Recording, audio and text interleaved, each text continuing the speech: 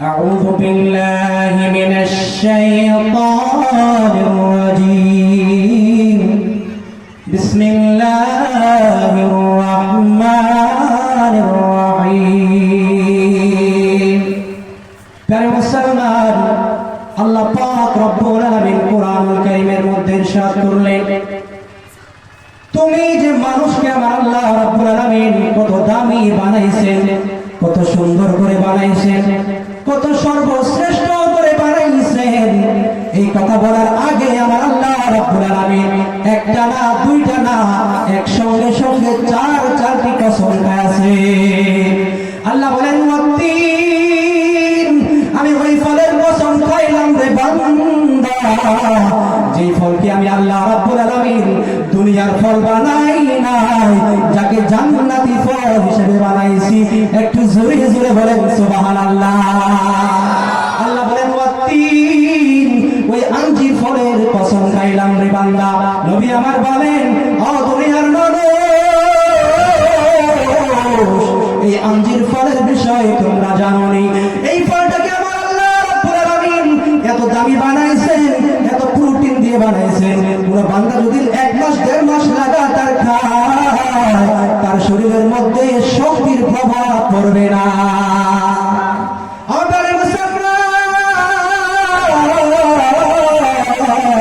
তারপরে আমার আল্লাহ রাব্বুল আলামিন বলেন, ওয়াজাইতুন, ওই ছোট দানার কসম, যেই দানার থেকে আমি আল্লাহ রাব্বুল আলামিন জাইতুন নামক তেল সৃষ্টি করি। একটু জোরে জোরে বলেন সুবহানাল্লাহ। আল্লাহ বলেন, বান্দারে, আমি ফলের কসম খাই না, ওই দামি তেলের কসম খাইলাম। এবার আমার আল্লাহ রাব্বুল আলামিন বলেন, ওয়াতুরি সিনিন,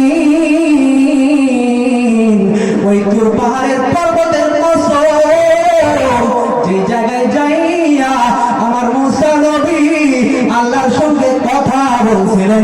একটু জোরে জোরে বলেন সুবহানাল্লাহ। আল্লাহ বলেন, বান্দারা রে,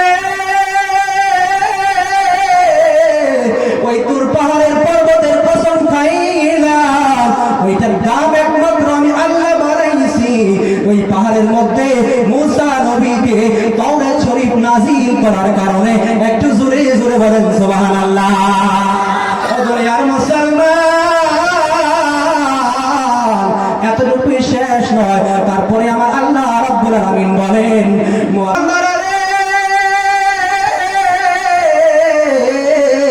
ওই আমানতদারের শহরের কসম খাইলাম, যেই শহরের মধ্যে আমার কামরেওয়ালা নবী দোজাহানের বাদশা রাহমাতাল লিল আলামিনের কদম মুবারক পড়ে গেছে। একটু জোরে করে বলেন সুবহানাল্লাহ। আল্লাহ পাক রব্বুল আলামিন চারটি কসম খাইলেন। কয়টা কসম খাইলেন? কথা বলতে হবে। কয়টা কসম খাইলেন? জোরে বলতে হবে। কয়টা কসম খাইলেন? আল্লাহ বলে, বান্দারে, চারটি কসম খাইয়া আমি বান্দা তোমার কথা স্মরণ করেছি। আল্লাহ বলেন, লাকাদ খালাকনাল ইনসানা ফি আহসানি তাকওয়িম, বান্দা তোমাকে আমি আল্লাহ রাব্বুল আলামিন 18,000 মাখলুকাতের ভিতরে সবচেয়ে সর্বোচ্চ সুন্দর করে বানাইছি। একটু জোরে জোরে বলা যাবে সুবহানাল্লাহ। তার মুসলমান, আমাদেরকে আল্লাহ রাব্বুল আলামিন কত সুন্দর করে বানাইছেন। আপনারা ভাবেন চেহারা সুন্দর হইলে মানুষ সুন্দর হয়ে যায়, কিন্তু না, আপনাদের ভুল ধারণা। আপনারা বলেন, আল্লাহ বলেন, বান্দারে, তুমি তোমার বডির মধ্যে তাকিয়ে দেখো, একটা একটা নিয়ামতকে তুমি হিসাব করা শুরু করে দাও। আল্লাহ বলেন, বান্দারে, কিয়ামত আসতে পারে, কিন্তু তোমার বডির মধ্যে যতটুকু নিয়ামত আমি আল্লাহ দান করেছি, তোমরা হিসাব করে শেষ করতে পারবা না। এই হাতের দিকে তাকিয়ে দেখে আমার আল্লাহ রাব্বুল আলামিন এই হাতটাকে যেই জায়গায় দিলে পারফেক্ট হইবে, মানুষ কর্ম কাজ করে খাইতে পারবে, ঠিক তেমনই জায়গার মধ্যে দিয়েছেন। মানুষ চেহারা হইলে সুন্দর হয় না, একটা একটা জায়গার মধ্যে যে পার্টটাকে দেওয়ার কথা এরকম ভাবে বানাইয়া আল্লাহ বলেন, বান্দারে, আমি তোমাকে পৃথিবীর জমিনে সবচেয়ে সবচেয়ে সুন্দর আকৃতির মধ্যে তৈরি করেছি। একটু জোরে জোরে বলেন সুবহানাল্লাহ। ও দুনিয়ার মুসলমান, তুমি শুধু আকৃতির দিক দিয়ে সুন্দর না, তুমি শুধু চেহারার দিক দিয়ে সুন্দর না,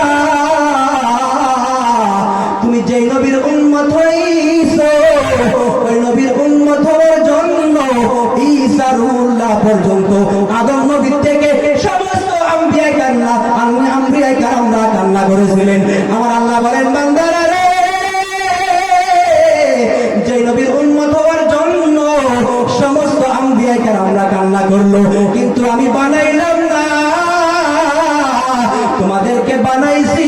আর শুধু বানাই নাই, আমি আল্লাহ রাব্বুল আলামিন বললাম, কুনতুম খায়রা উম্মাতিন উখরিজাত লিন-নাস। পৃথিবীর জমিনে আমি আল্লাহ রাব্বুল আলামিন 1,24,000 পয়গম্বর বানাইলাম, কমবেশ 2,24,000 পয়গম্বর বানাইলাম। এই সমস্ত পয়গম্বরের ভিতরে যেই উম্মতকে আমি আল্লাহ রাব্বুল আলামিন সর্বশ্রেষ্ঠ বানাইছি, সেটা হইল তোমরা এবং আমরা। একটু জোরে জোরে বলা যাবে নি সুবহানাল্লাহ? এটা কি? আপনারা এবং আমরা, আল্লাহ পাক রব্বুল আলামিন আমাদেরকে সুন্দর বানাইছেন, সর্বশ্রেষ্ঠ উন্নত বানাইছেন। এবং কি, যে নবীকে আমরা আল্লাহ রাব্বুল আলামিন আমাদেরকে দান করেছেন, ওই নবী কি আল্লাহ পাক রব্বুল আলামিন বলেন যে নবী তোমরা পাইছো, ওই নবীও হইল আখির নবী, কিন্তু সর্বশ্রেষ্ঠ নবী। জুড়ে বলেন সুবহানাল্লাহ।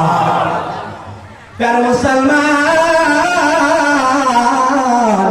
আল্লাহ পাক রব্বুল আলামিন বলতেছেন, ও দুনিয়ার মুসলমান,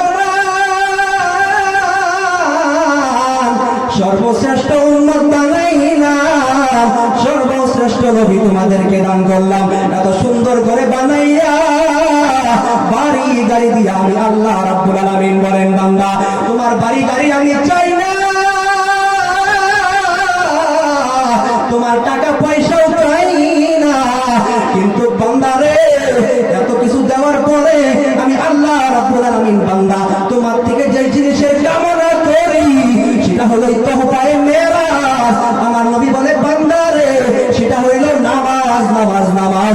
একটু জোরে জোরে বলেন সুবহানাল্লাহ।